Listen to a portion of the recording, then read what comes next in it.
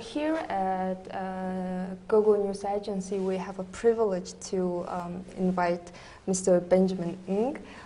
He's the Regional Director for Asia Pacific for CISAC, which is the International Confederation of the Societies for Artists and Composers. So we have a privilege to have an exclusive interview with you today on the activities of CISAC and the purpose of your two-day visit to Mongolia. So welcome, first of all. Thank you.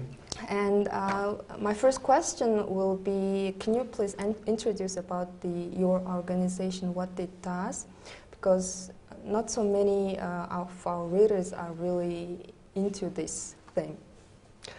We are an international organization based in Paris, France, and we represent over 230 collecting societies around the world in 120 countries.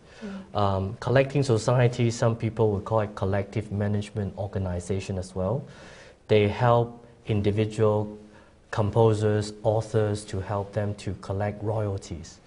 So in different countries we have members. So in Mongolia, our local member is Moscat. They represent composers and authors in this country.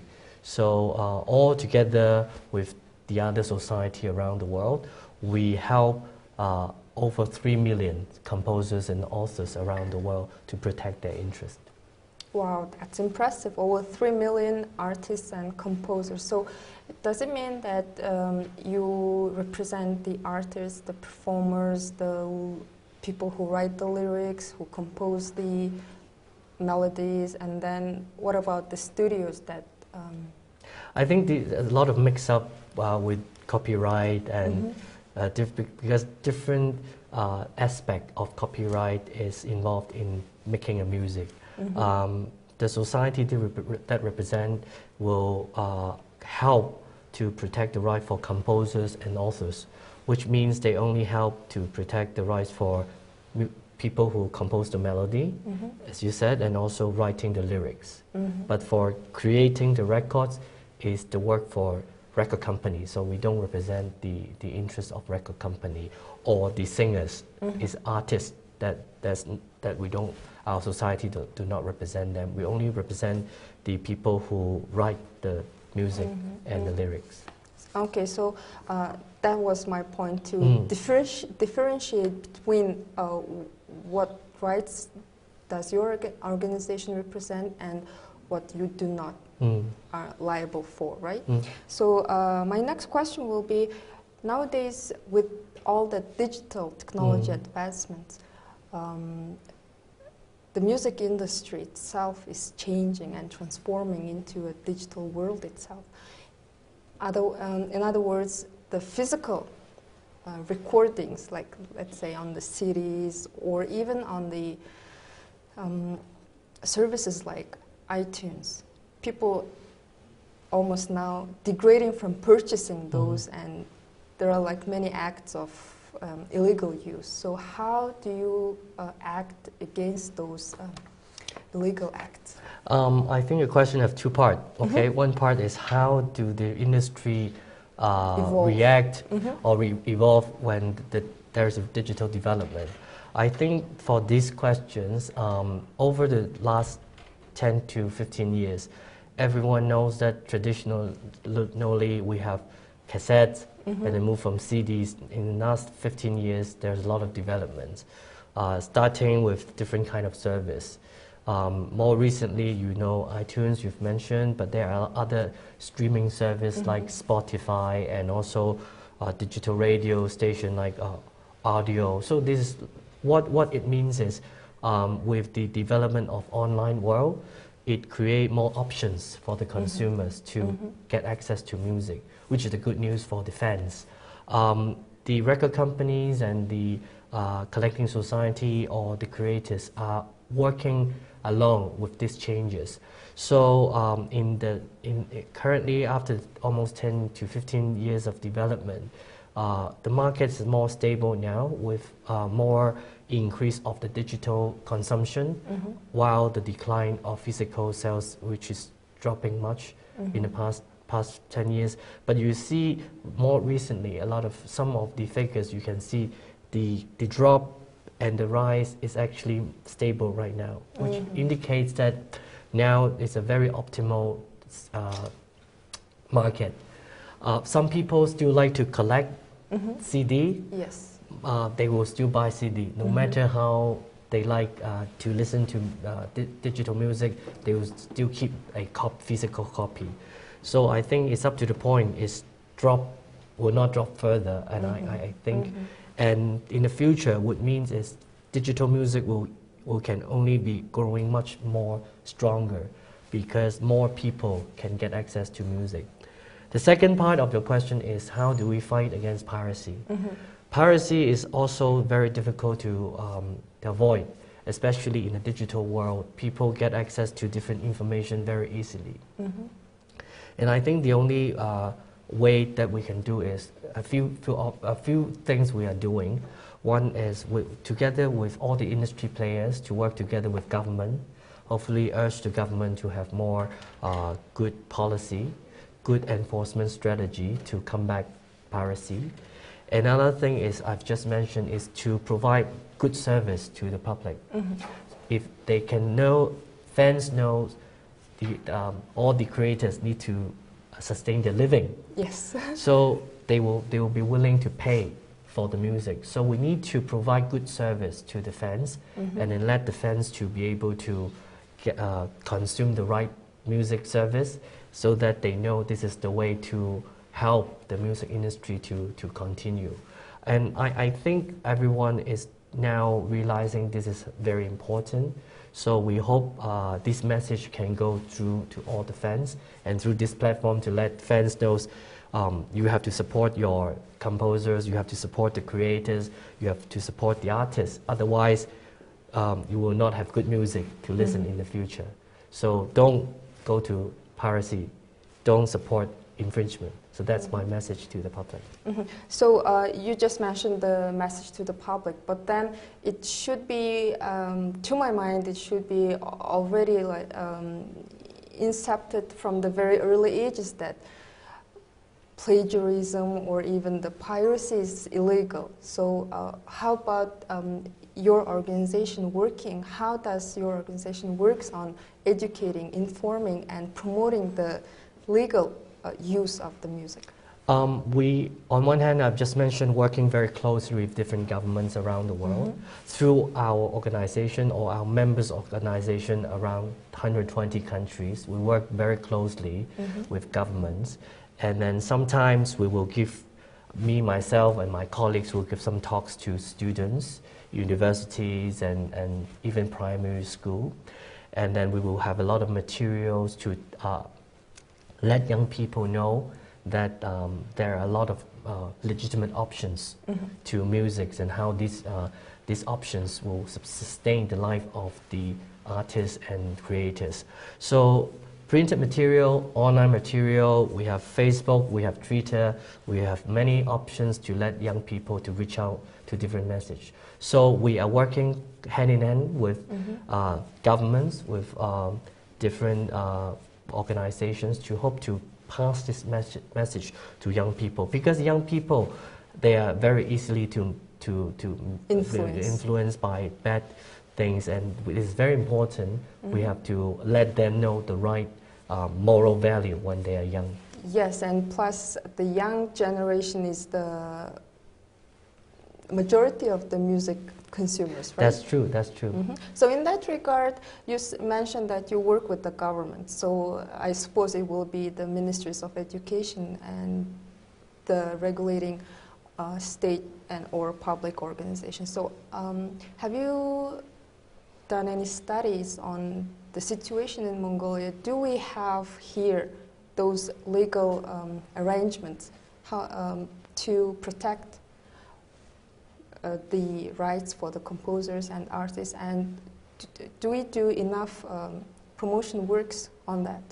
I haven't got a chance to work with the Ministry of Education, but I work with the IP office, the IPOM in Mongolia. They're very active to support the industry, but I think more can be done is from, as you mentioned, is from the education level. And I think because the Ministry of Education may not be the expert to know about copyright, so it's very important that IPOM has to work very closely with the Ministry of Education to provide some guideline to teachers. I give you an example. In Korea, everyone knows now Korean music is very popular around the world. And I think that the efforts of Korean government in the past years is they have spent a lot of efforts in teaching the young people the value of protecting copyright. So they have put a lot of resources on the copyright office in Korea. In Korea, the copyright responsible agent is called Korean Copyright Commission.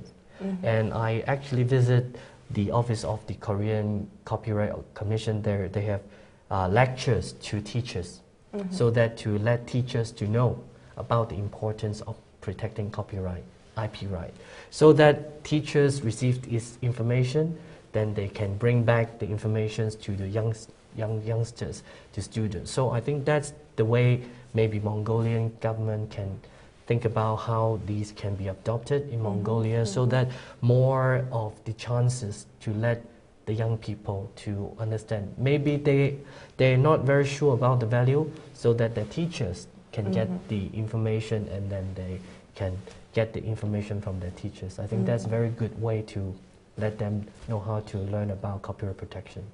So thank you, very good insight on how the government can be involved into all these copyright issues. So my next question will be regarding the MOSCAP that you are closely cooperating at this time, right? So how do you evaluate the operations of MOSCAP? And I think they have in the past years in Mongolia, there are a few collective management organizations, and it took a lot of efforts to put everyone together. So now there's only one collecting societies representing both the composer and authors. I think it's a very good start. It happened in 2011, which is about 4 years ago.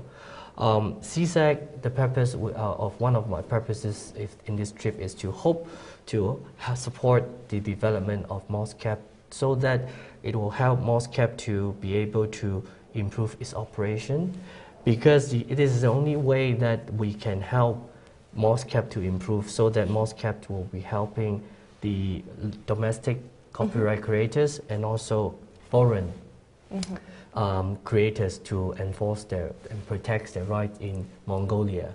So we are looking forward to see the development of MOSCAP, so that in the future, when music users they see MOSCAP asking them for a music license or the use of music license, they should be able to know that MOSCAP actually represent most of the composers and lyricists in Mongolia, and as well as international creators as well. So MOSCAP will be the bridge for Mongolian artists and composers in protecting their copyright rights, and either domestically and internationally. Internationally as well. And also it will be bridging the international artists and composers to have the legal rights represented here in Mongolia. In Mongolia, yes. Okay. Not necessarily the artists, the authors, and composers, the lyricists and composers. Yes. So in that regard, what Mongolia lacks right now with representing legally and without any infringement of the copyrights. So I'm leading to the question, how should MOSCAP organize their activities? It's a very interesting question, and it's actually something we're working hard to ensure both the public know more about the existence of MOSCAP. I think that's very important. Secondly is the operation of MOSCAP in itself, and not only with MOSCAP, but all the collecting societies around the world, because they, as I said, it represents 3 million people's interest behind. So one of the key message we have to really let everyone know is transparency and integrity and efficiency. These are the very important elements that a collecting society must be able to perform. Because they collect money from different sources, it will create a big chunk of money. How this money distribute back to the individual creators is a very challenging job. They have to do it quickly so that people can receive paycheck regularly to sustain their living. They have to do it transparently so that everyone should be fairly treated. There's no bias on different people. They have to do it with integrity. There's rules behind to make sure they do it in the right way. So this is what we're hoping that can be the values continue to be adopted within MOSCAP, so that let the public, Mongolians, know that, okay, MOSCAP is trustworthy organization. They can trust, okay, I paid the money to them. They have no doubt this money will subsequently go back to the creators. That's something we hope that can be achieved. And also the authors and the composers should have the trust with MOSCAP that they will represent them in their interests, right? Yes. Yes, and so what will be the benefits of MOSCAP joining the CISAC? First of all, for the authors and composers you just mentioned, they will be represented in their best interests. So then the other angle will be what benefits will have the music users, I think the distribution companies. As I told you that they can represent international, because if they are part of the CISAC community, then the CISACs, the other societies, the societies in UK, the societies in America will trust MOSCAP. So in that way, they can ask MOSCAP to represent them in Mongolia. So in that way, they will benefit in the ways to help to enforce the rights for everyone. That's easier for them to operate. I think that's one of the main benefits. And other benefits become CISAC member is we have a lot of different rules and values, and hopefully they can follow it, will give all the trust to all the creators. Because if they don't follow proper rules and standards, a lot of people will question what MOSCAP doing. So joining CISAC will be, and CISAC will have very strict rules to ensure all the members has to reach a certain level. So if MOSCAP is not doing properly, then we will terminate their membership if that is the case. But that's something, on one hand, we'll work together with them to help them to reach this standard. On the other hand, we will also monitor closely whether they're working actually to reach that standard.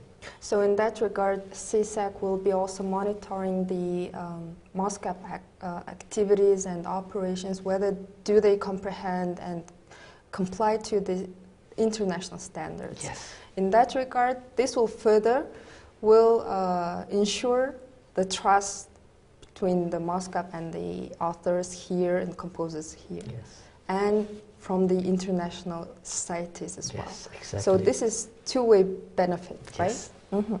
Okay, then the another question will be the documentation issues. Do we have in Mongolia those issues, and how much we are lacking in that?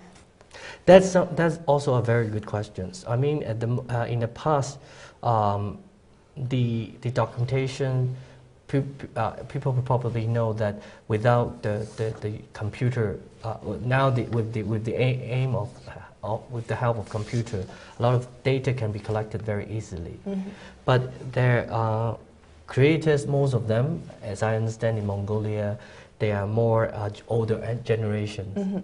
They may not be very good in using computer. So a lot of records is actually missing. So without this record, it's very difficult for the distribution of royalties accurately. So one of the challenge that MOSCAP needs to do is to make sure all this record can be collected, and then so that put into the proper documentations, so that with the proper documentation, then they can help to make sure when money collected, then can be distributed according to the usage of the music to the relevant people. So that is one of the challenge MOSCAP needs to work very hard to make sure all this documentation is accurate as possible. So can you name some of the codes or standards of the documentation?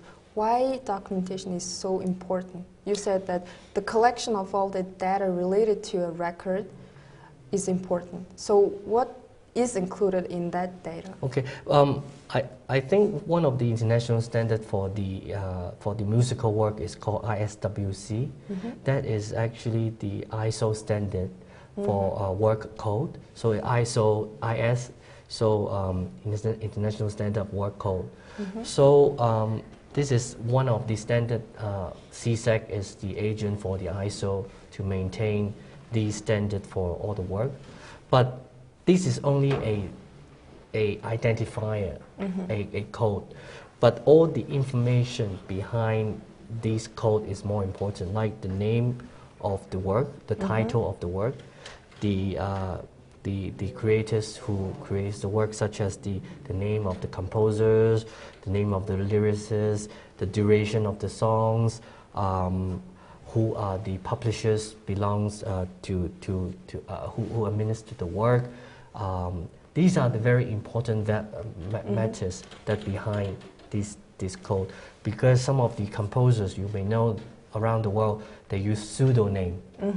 They don't really, that the real name is not really the name that you see that composed the work. So these are the very important information that we have to be able to identify each of the people. So with all this information, with all this standard, with all these identifier, then we'll be able to put all this information together, and then we will be able to help the distribution process efficiently, as just mentioned, and accurately, with the integrity, as much integrity as possible. So that's something, all this documentation, and it's very important to enable an accurate distribution. So how does CISAC help the MOSCAP or other societies around the world? You mentioned over 250 societies is under the CISAC. So how does it support its societies in regards with documentation? So we have created some standards for because each country have different way of doing different things. So through CISAC standards, they can use it as a communication tool, as you can imagine. And we have also created a platform called CISNet, so that all these international society will be able to get access to this platform in order to get access to the information of different countries. Because let's say Mongolia signed a reciprocal agreement with a UK society.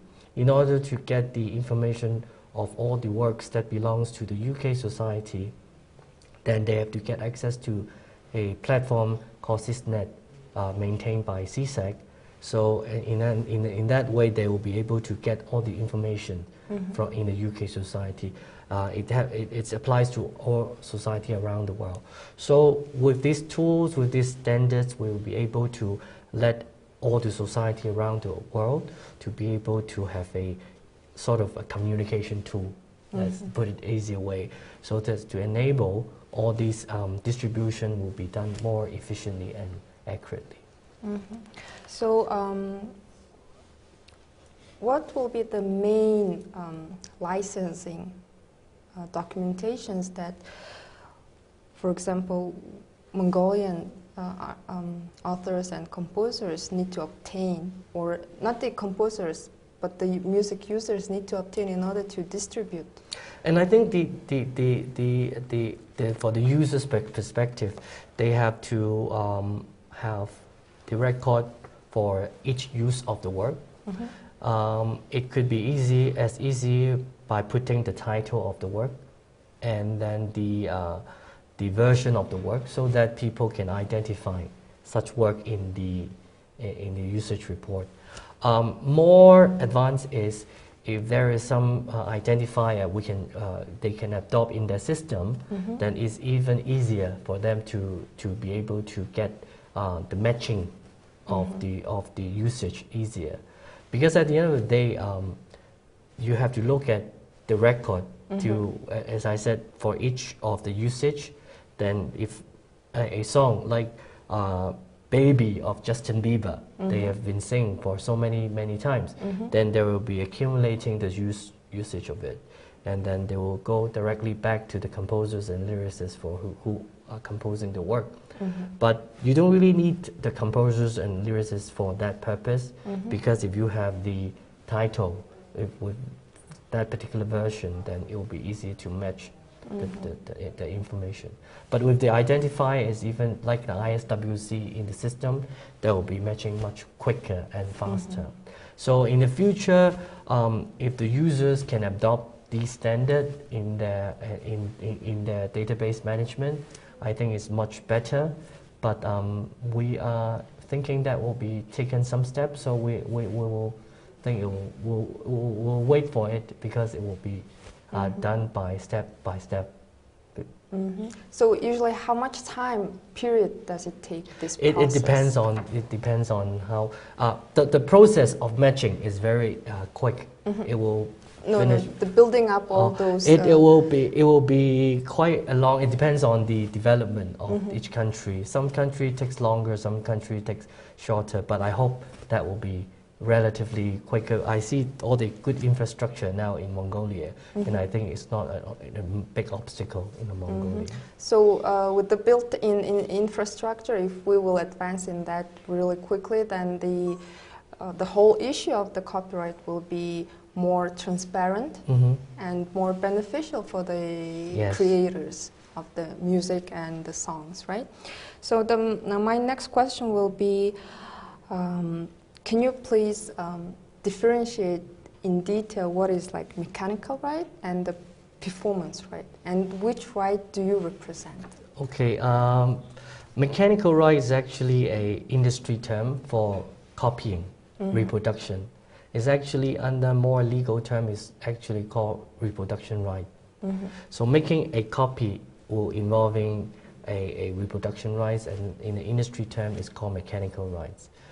Performing rights is actually also another industry term. It covers very broad, different kind of rights.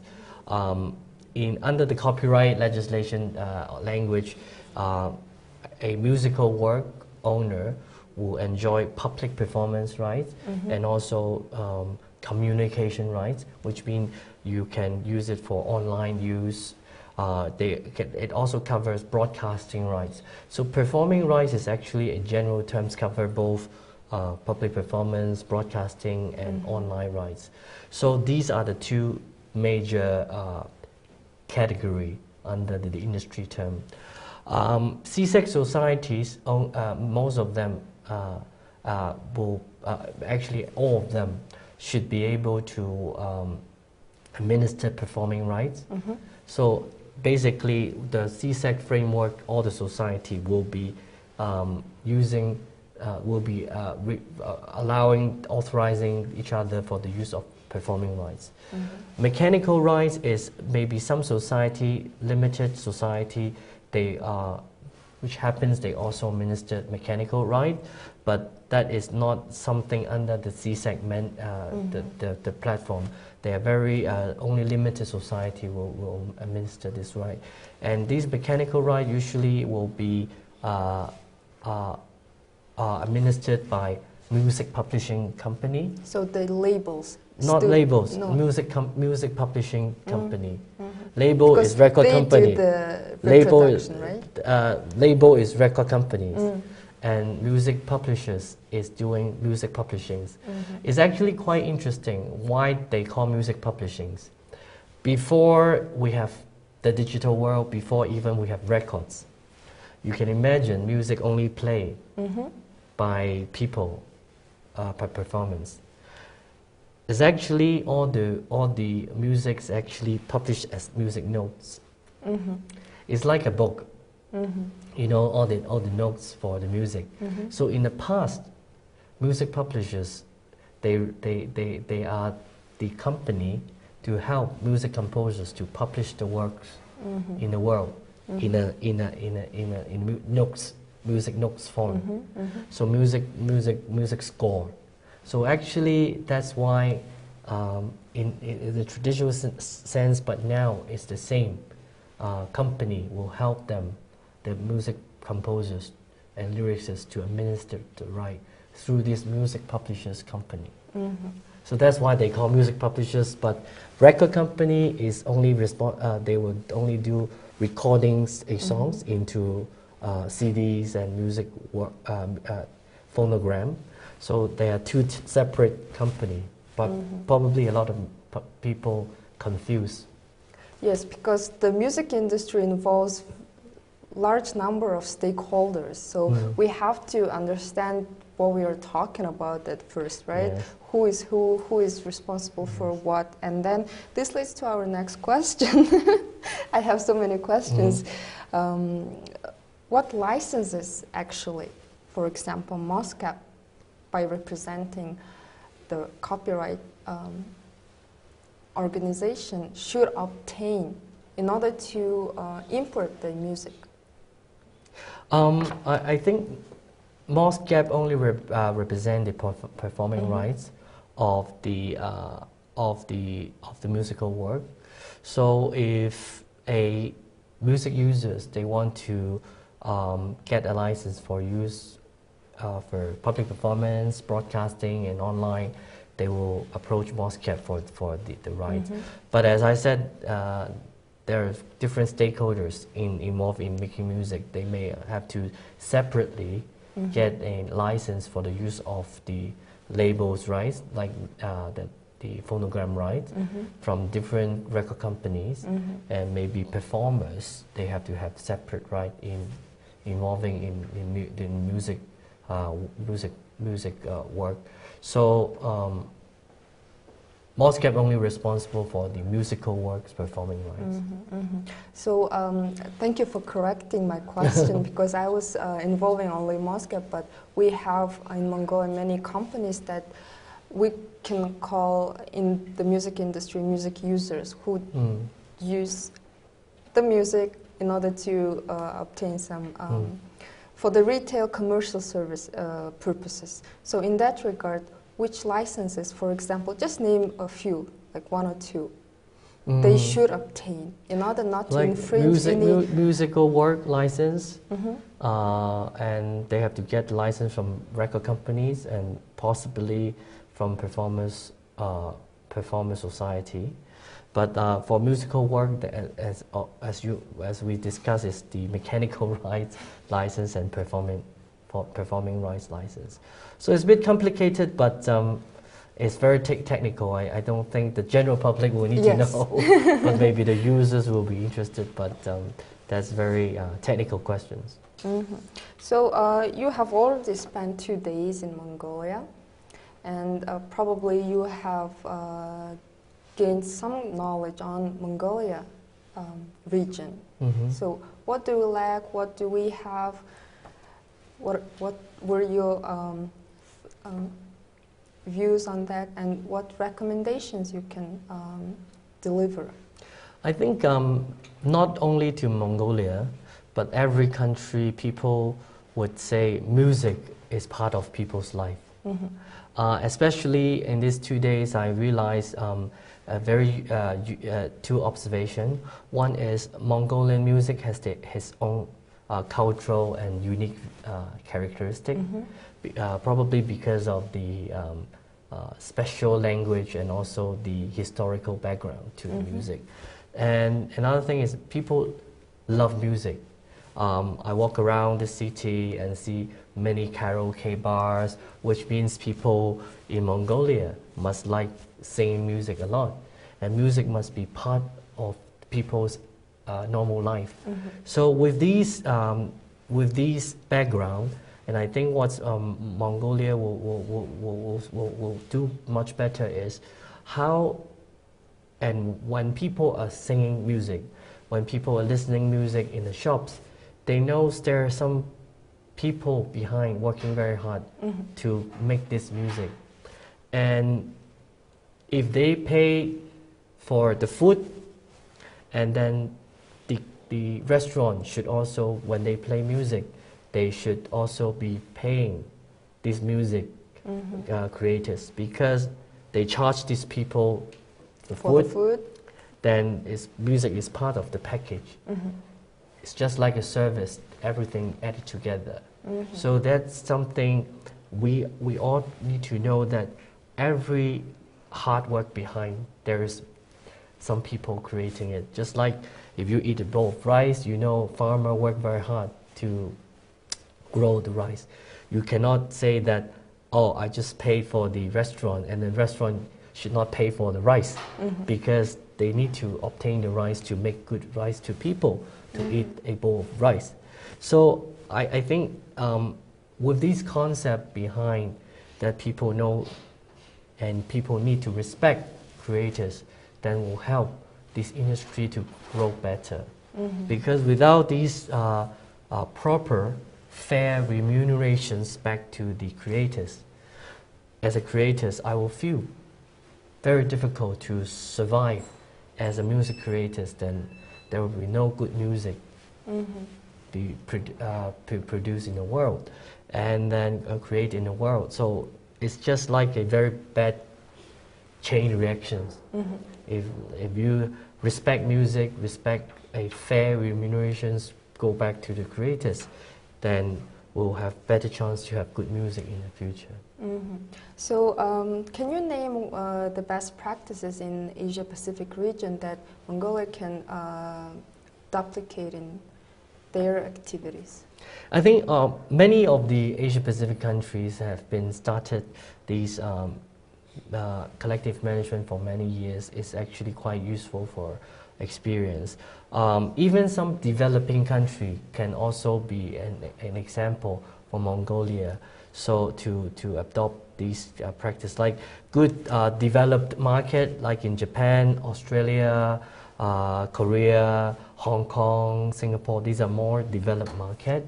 Some of the developing market, like in a lot of Southeast Asian country, Thailand, Vietnam, Indonesia, Malaysia, they're also good experience that can share to Mongolia to help them to do better in the future.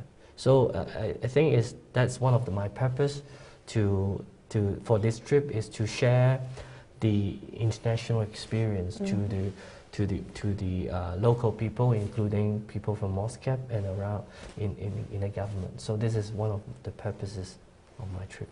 Okay, thank you very much for your very interesting insight into the music industry, and as well, thank you for accepting our invitation. Thank you very much. Thank you. Thank you.